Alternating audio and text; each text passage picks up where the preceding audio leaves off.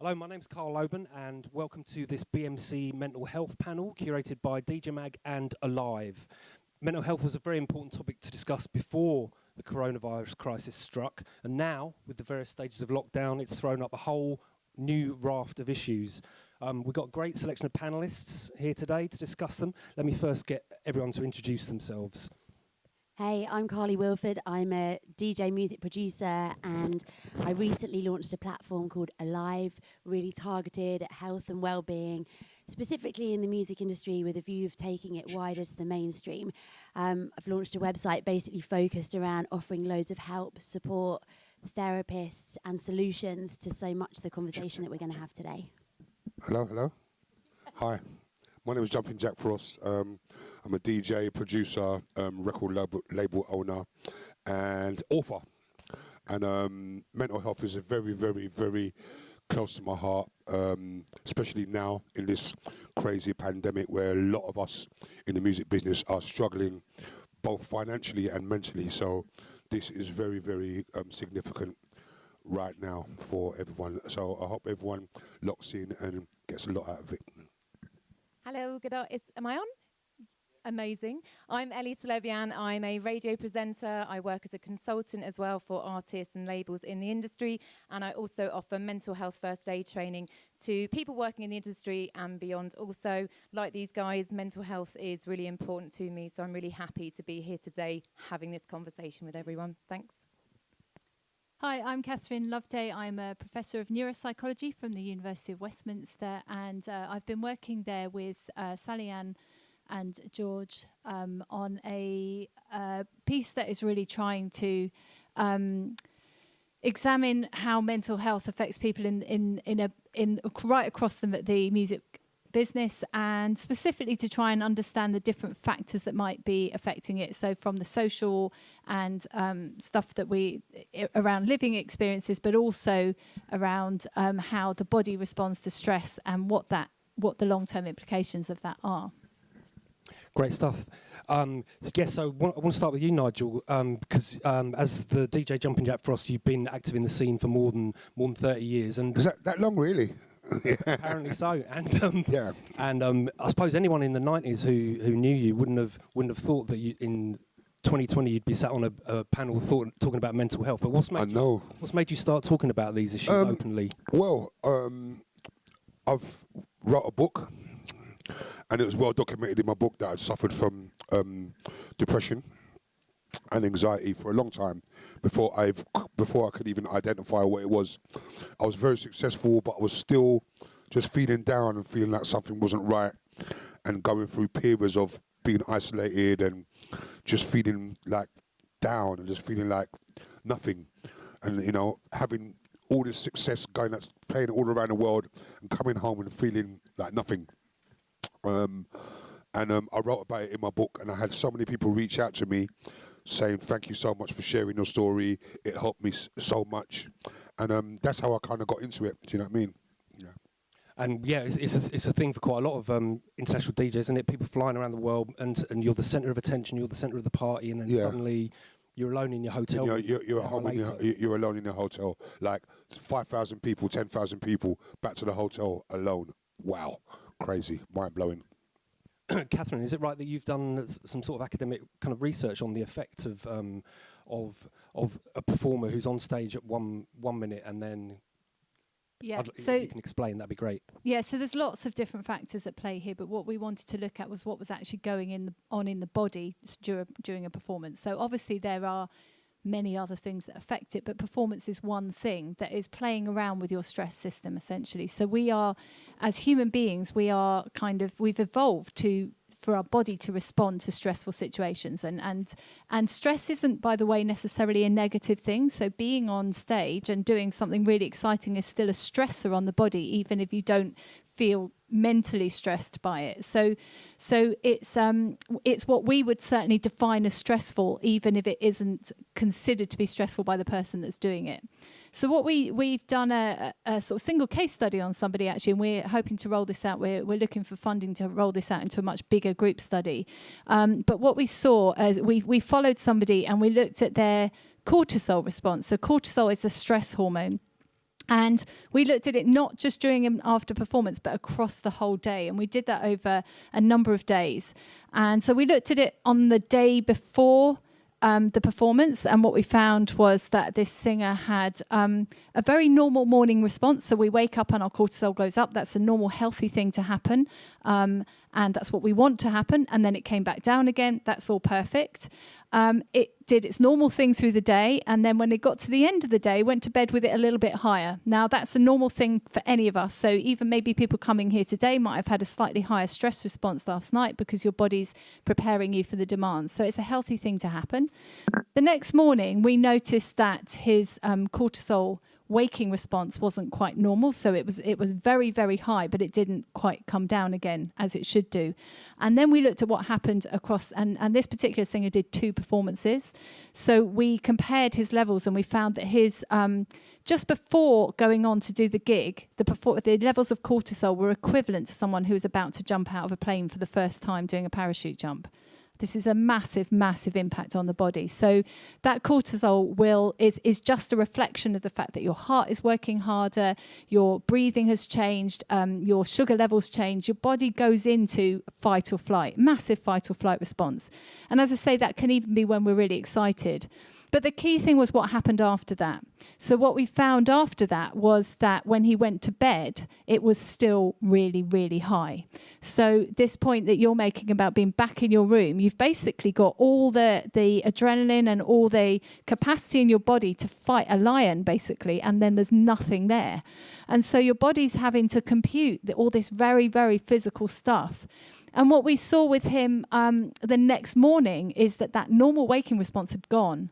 So normally you would go to bed and you'd wake up and your body would prepare itself for the day. But he had a really flat response the next morning, which is not a healthy thing. It was fine because he settled back down and his body had returned to normal by the end of the day. But if you're doing that relentlessly, you are taking a real impact on the body. And so one of the things that we need to see, we need the funding to see whether this happens on a bigger scale. But one of the consequences of this is that we need to make sure people are getting proper breaks and that they are allowing their body to rest and recover after these kind of events.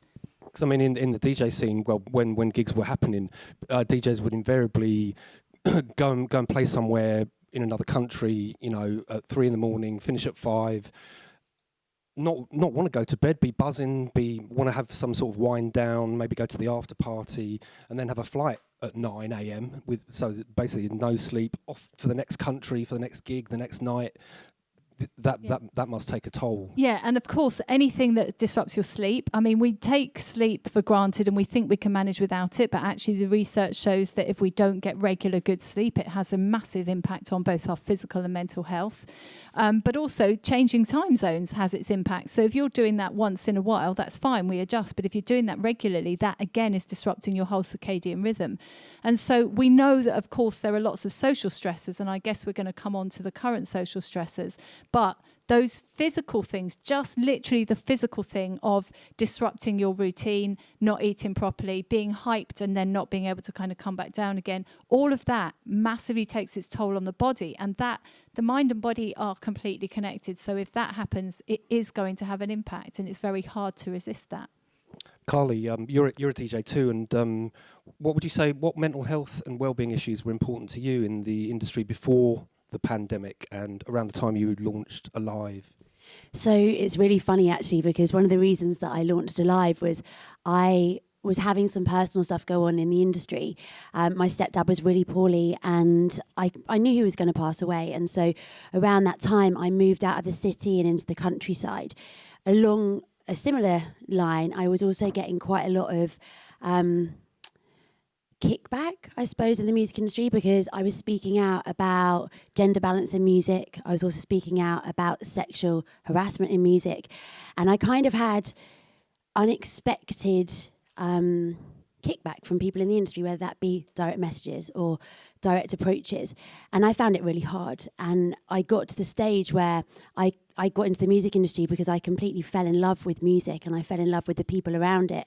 And at that point, when you've got something huge in your personal life and then your livelihood is also wobbling, I just absolutely hit a wall and I didn't know how to get myself back up again. So around that time, I was traveling a lot, spending a lot of time in hotel rooms, and I thought, I can't do this. Like, I can't process all this stuff that's happening on my own on the other side of the world. So I cancelled everything for 2 weeks and I literally stopped. And before I was in music, I was a personal trainer and a dance teacher. And back then I realised that the people were coming to see me, they didn't need a trainer, they needed someone to talk to. So I kind of went away and I learned how to do NLP, Reiki, crystal healing, EFT, loads and loads of solutions to help the people that were coming to see me. So in those 2 weeks when I stopped, I decided that I needed to rebuild myself, because it was either that or I decided to get out of music. I was absolutely done. And I thought it was quite unfair, actually, some of the things that were coming my way. So anyway, over those 2 weeks, I realised that if I did something every day for my mind, body and soul, then that was all that mattered. And all of those things, when I was getting up and training every day, eating healthy, meditating, I started to learn the piano. So it was very physical, really having to use my brain every day. And quite quickly, I started to feel better. So I also knew at the time a lot of people were traveling a lot. Burnout was a real thing. And a lot of us were running on borrowed time, really. So I decided to build a platform to kind of dump in all of my experience and all of the amazing people that I'd met who had helped me along the way. And little did I know that was in February. March, the pandemic would hit and it would be more important than ever. Nigel, until like 2 or 3 years ago or whatever, men in the dance scene didn't really talk about their feelings or anxieties. Why was that, do you think? I don't know. I think that it's the old stiff upper lip, like the old come on, pull yourself together. But really, men, we need to talk about it now more than ever. We need to talk about it. As I said, when I done my book, I had struggled at first because at first I just thought, let me just talk about the good times or the good things. But as I got more into the process, I found I needed to offload this. I needed to be authentic, and I needed to do this properly. And then I started to just talk about my experiences. And just the reaction from people that read the book, because I was very nervous when the book initially came out, because I thought, how are people going to, you've got a certain image. I thought, how are people going to receive this? Do you know what I mean? But I had such a fantastic response from people just saying, thank you so much for sharing your story. If you can get through this, then we can get through it. And it warmed my heart to be able to help just a few people. Do you know what I mean? It really made me feel good. Because you were revealing quite a lot about yourself, I guess. I revealed a hell of a lot about myself, which I'm really glad I did. And so it doesn't admitting that you have mental health issues show weakness or make you any less of a man then? Strength. I think it shows strength. It shows a hell of a lot of strength and bravery, and I condemn anyone that does it. Do you know what I'm saying?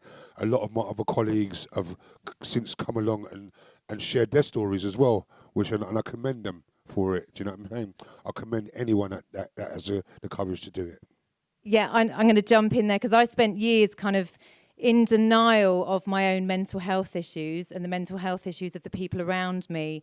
And it's only been since I'm just really open about it and I'm really blasé about it that actually I can live my life much more comfortably, because I'm owning what I have going on in my personal life and for myself. And I think as soon as you do show up and you speak out about it, you really do make room for others to do the same too, which is why when you 100%. when you did that book, that would have had a profound effect on your musical community and then people they passed that on to. It was very therapeutic for me, and then it transferred onto other people. Yeah, you know? and it's when you say it out loud and you start putting a name to the feelings or a name to the condition, and then you start going, right, I'm feeling like this today, so I need to do a meditation, or I need to learn piano, or I need to do once you say it out loud, it's such a huge weight.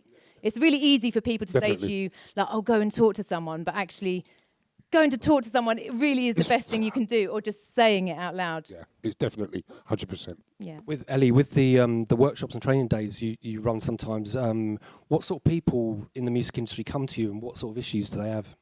Well, it's kind of been anyone really, and it's organisations that are looking to take care of their teams and look after their people. Obviously, if you're taking care of your people, then you're a more attractive prospect as an employer. People want to go to you if you have a good reputation as being an organisation that is taking care of people. I've reached out to quite a few people pre-pandemic, during pandemic, but obviously right now the industry is struggling. My business model isn't chasing people for money during a pandemic, so whilst we haven't really been delivering as many workshops as we'd hoped, we've been offering support to people either directly or to organisations, just helping them look at their models.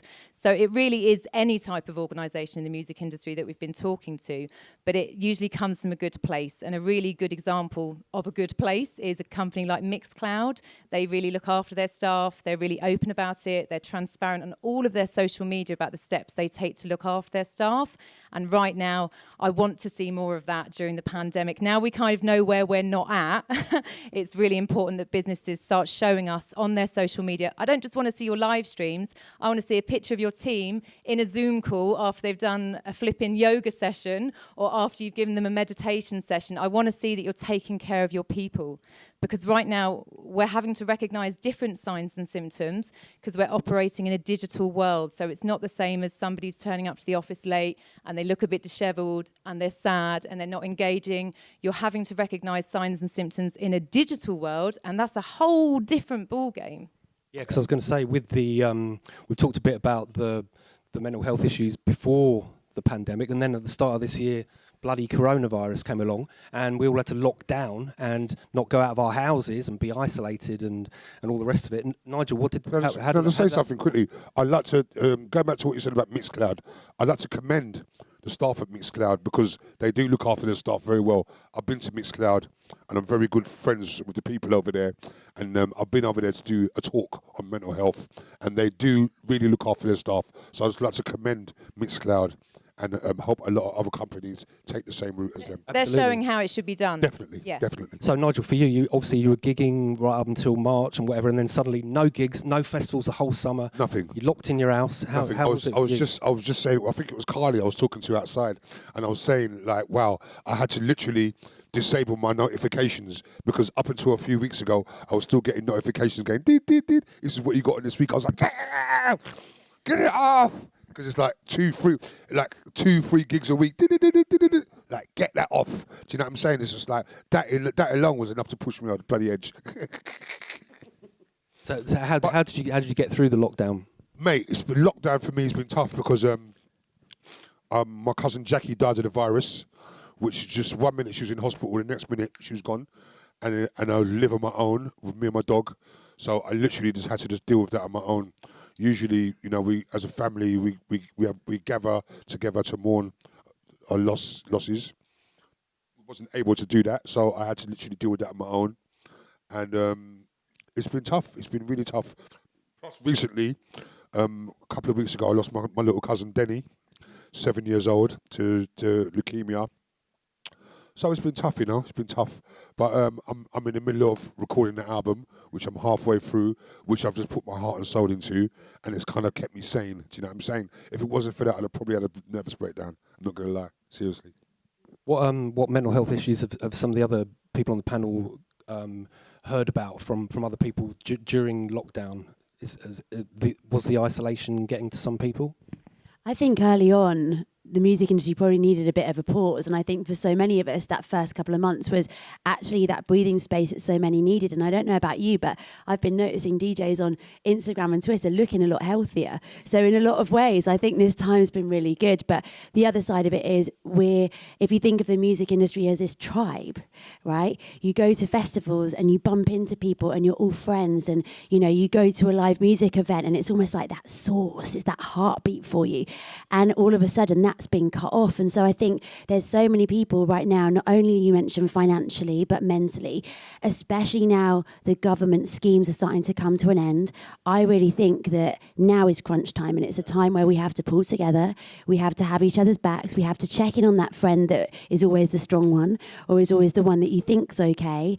And we've got to recreate that tribal element, because I think so many people, and I've spoken to loads of people on the phone, and some days they have days where we're like, we've got this, and other days it's like, what the fuck is going on? Yep. And so I think between us, we've just got to find a way of making sure, even if it's the 5, 6 closest people to you, you're checking in on them. Are you all right? Can we collaborate on anything? Let's come up with some new ideas. We are all creative beasts. That's why we're in this industry. And if the long-term effects of the live industry aren't going to be here, we're the ones that can make a difference and see what the future's going to be like. And it might be a year, it might be 6 months, it might be 18 months. But how are we going to change that? Because we have to be there for one another exactly like we are when the live side is working. I just want to pick up on, I phoned Carly the other day to have a I'm not fucking crushing it conversation, and she was really there for me, and it was amazing. And Nigel, I just want to say I'm really sorry for the losses that you've experienced during this time, and thank you both for sharing your stories about your own, mental health, because it's so important we do share. As I said earlier, I've had a really tricky time during COVID because it's not just me that's had stuff going on. I think what musicians and what people I've noticed and my connections in the industry is that it might just not just be yourself that's got something going on. Suddenly things will come to the forefront with your family members or with your community, and then you're possibly dealing with situations that you've not had to face before. That's a whole different angle to speaking about, mental health in the music industry, is those of us that are supporting other members of our family with mental health problems and the impact that then has on our work or how we are creative. Yeah. It was interesting what you said, Carly, about it being a bit of a pause for people, and people would go off and, I don't know, look in their attics and find some old photos or start baking sour bread or or whatever it was. But just lately we've sat it out. We've done our bit in the music industry to try and combat coronavirus, and now we've just been told that the music industry as a whole and the dance scene in particular is not viable. Not viable. How is this going to affect thousands of people in the industry who've given their lives and careers to music? Ladies first on this one. I was just going to, I think I just wanted to pick up on what you said about those couple of, I don't know, some people weeks, some people maybe even a couple of months, where they effectively had that break that we were just talking about. So they gave their bodies that physical rest. And so I think the whole complex thing around being a musician is that there are so many different factors. So we talked a bit about those physical factors of gigging and moving around and not being able to eat properly and not getting proper sleep. And that, for a moment, was kind of made better. So one factor has been improved, right? But in the meantime, you've then got all the other factors that also have a massive impact on us that have kicked in. So the isolation is not minor, by the way. I know that we know this in terms of how we feel, but it's completely measurable. And it has been estimated that feeling lonely is equivalent to smoking a packet of cigarettes a day. If you give me a moment, just to very briefly tell you the story they did with rats. So they had some rats that were in a group on their own and some rats that were kept independently in cages. And we may or may not agree with animal experiments. But the point was they found that the ones that were living on their own, when they threatened them with anything essentially physical, so if they have a wound, the wound doesn't heal properly. If they have a heart attack, they don't recover properly. We need people. We all need people. But in an industry like this, it's particularly important because, as you say, that group are your tribe. And we absolutely depend on social support. We depend on being in a group. We survive as humans because we work in groups. And that is an evolutionary need for us. We don't survive very well on our own at all. And then when you add into it the precarity of not having money, then actually some of those health benefits you might have felt in the first two months have gone, because maybe you can't afford to eat properly. Maybe you can't afford to do the things that you were doing that were giving you a sense of relaxation. I was at what I think is the only UK live festival this year, which did have some music and it did have quite a lot of science talks and so on, and that was the Also Festival.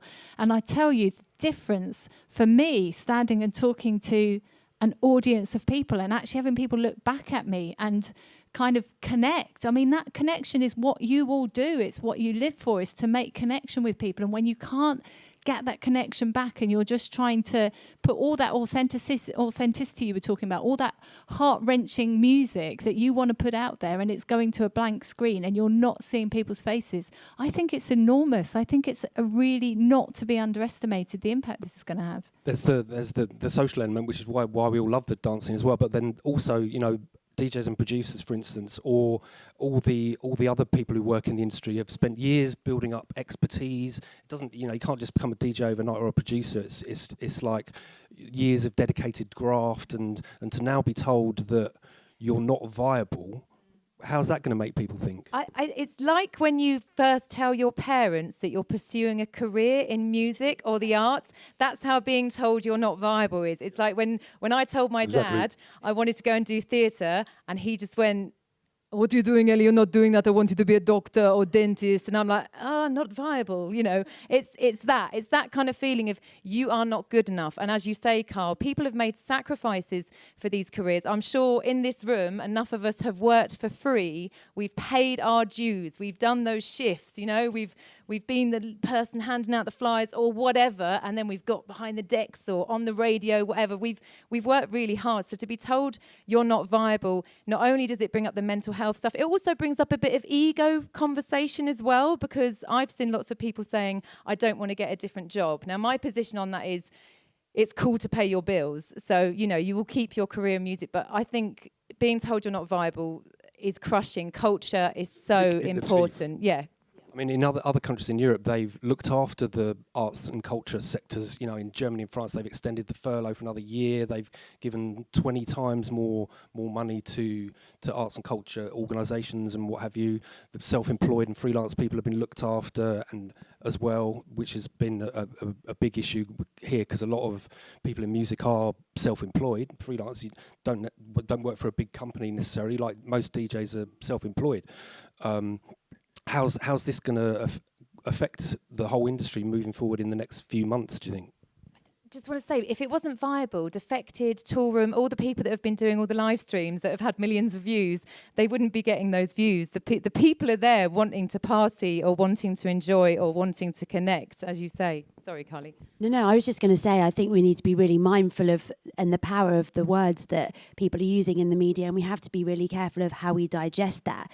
Because if we're taking on board that I'm not viable, right? Mentally, that is going to do some really bad damage. And have we got the support network in the music industry right now to be able to support that? Have we got people who have heard that at home who are then panicking because they can't pay their rent this month or they can't pay their bills? I had an amazing conversation with Help Musicians UK last week. They were basically saying that they have an amazing phone line for anybody that's just struggling. You can phone up. Samaritans are also brilliant, but they have a fund and they've been helping a lot of musicians through this time. It is mainly musician focused and it doesn't always extend outside of the music industry, but I think we need more things like that. We are going to need a lot of help over the next 6 to 12 months, and especially when it comes to the words and the impact that it's having, because you cannot just throw that out there and then realise that however many people work within this industry, especially if you're sat at home on your own, Yeah, one of the things that came out in the first study that Sally Ann Gross and George Musgrave did with Help Musicians UK actually was that this concept of vulnerability, and that essentially when it's kind of like you say, you're taking a massive risk to even get into this industry in the first place. And yet without people who were prepared to take that risk and put themselves in that vulnerable position, we would have no culture. We wouldn't have any of this. I mean, it goes for other arts as well, but essentially, anyone who's taken that risk and made themselves vulnerable, and actually one of the things we found is that you're not just making yourself vulnerable sort of in terms of finance and all sorts of things, but you're actually making yourself vulnerable in the sense that you are often having to give something very personal of yourself and put it right out there and have it judged.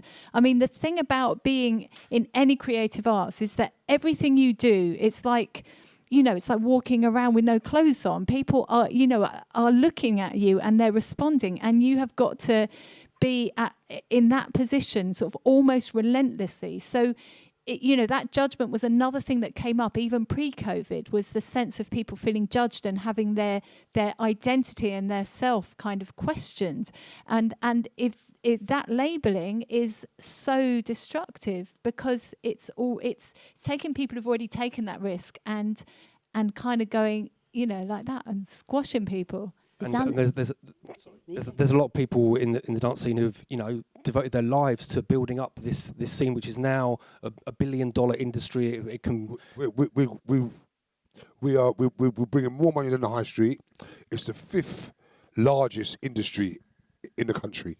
Yeah, and but yeah, billions of pounds in the treasury coffers. You know, a million people involved in arts and entertainment, and suddenly I know the government are 100% wrong on this. They are 100% wrong that we're not viable. But nevertheless, to be told by these authority figures that you're not viable, that's just, apart from insulting, is it quite kind of like damaging as well? Of course, it's definitely damaging. You know what I mean?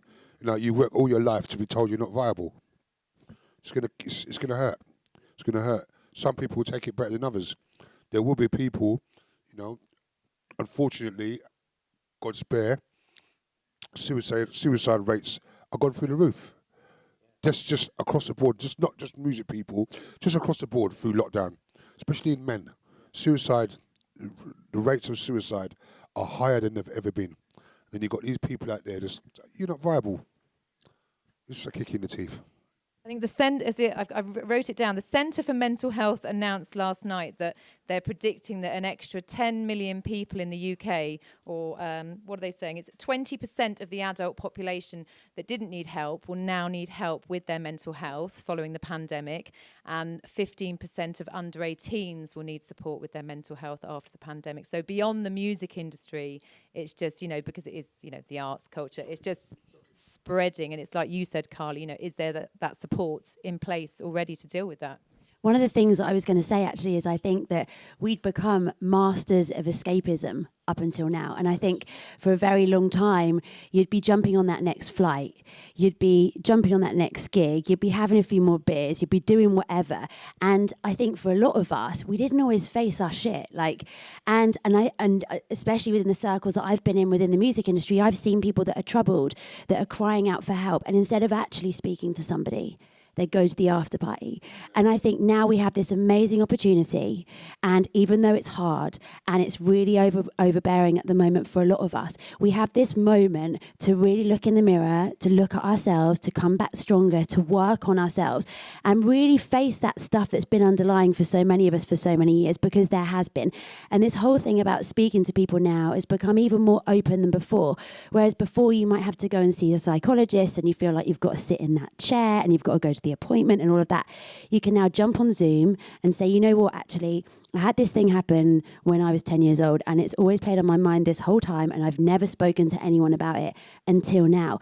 Let's use this time productively to really come out of this stronger. And I really think that if we do that, the industry will have so much more longevity and we won't have as many casualties, because we have had a lot even up until this point. We actually have the opportunity now. I love what you're saying, because what we have the opportunity now to do as an industry is post-COVID, post-pandemic, is actually come back as a new generation music industry which takes Black Lives Matter seriously, which takes sexual assault seriously, which takes bullying seriously, and which takes mental health seriously. 100%. So this could be the downtime now that everybody needs 100%. to get that mental health first aid training, implement training with your staff that, you know, conquers microaggressions, racism, sexual assault, and move with DJ Rebecca's current movement as well. You know, we can all get on board with these things now and come back when we can party and make sure that people can party safely, people can do business safely, and no one has to feel like they're in a really shit circumstance because they're working in an industry they love, but there are all these horrible, secret, sneaky downsides. You know, we've got that chance now to come back. 100%. I'm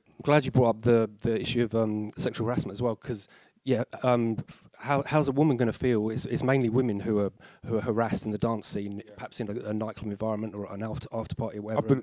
I've been disgusted by some of the support I've seen for certain people.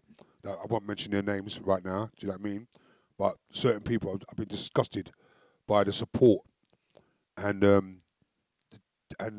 way that they've been bigged up by people. I think it's disgusting. Do you know what I mean? I just wanted to say that. I just want to bring up on that subject actually is when it comes to us putting these big stories out there, when it comes to us championing these people who have actually been brave enough to speak out, have they got support? Have they got counsellors? Mixmag did a feature about the Aunt Murillo thing, and we've got 10 stories of people all coming forward, right? That's great, you've got a story. now what? Because all of those people have open wounds to discussing the things that happen to them, and that's something else I do not think we've done enough on. A lot of them are getting some real abuse online after they tell their stories. People were like, "You can't talk about my hero like that," and really going at these people, which is disgusting. But we haven't got a network to help those people. And I had it. I spoke out about stuff, and my inbox was ridiculous. It was really hard to cope with, because you speak about something from the heart and you speak openly about something, and then you get kickback and you get things in your DMs. And it's not just the odd person. It's high level people in the music industry putting their opinion onto you and silencing you or trying to silence you. And we need to do better. We can come back from this with stronger foundations, but we need to say enough is enough, and we need to stand by one another. We need to have each other's backs, and we need to call people out on it, because at the same time, you know, help musicians are doing their bit. She Said So are doing their bit, but we need more. And that comes to formal therapy. It comes to formal counselling. And, you know, I bet there's so many people that are watching this that have been through stuff themselves. It's okay to get help, and it's not scary at all. Like, you can move through it and you can come through it stronger. And it's just like, I hate this word, but what a triggering pandemic it has been, because so much has come up for people. So the Black Lives Matter, you know, that would have brought up mental health stuff for anybody that's received racial abuse in the industry. It just would have done. And then the Eric Murillo situation. Every woman who's had her arse grabbed or something horrible happen, and then they've spoken to a man about it in a superior position, and I've done this, and then you get minimized and told that, oh, well, he did that because actually he's having a tough time at home. Well, that's great. That was my private parts. I'm sorry about that. But, you know, that's not acceptable, man. And I can Not joke acceptable. about it, but we can't keep allowing that to happen. And the last 3 or 6 months, it's like you say, Carly, you know, is there that support there to deal with what has happened over the last few months? Because it is so flipping triggering for people. People have really been through it. We found that in our surveys that women were more affected. They showed worse mental health problems, and I mean, we found very high levels in both men and women, but it was worse in women. I think politically, we are in a situation where we are almost being encouraged to be divided. There is a divide and conquer attitude at the moment, and as I said to you before, we work best in groups, right? That's how we survive. And so when we become divided, we tend to stick with our tribe, stick with our group. And the more threatened we are, the more we do that.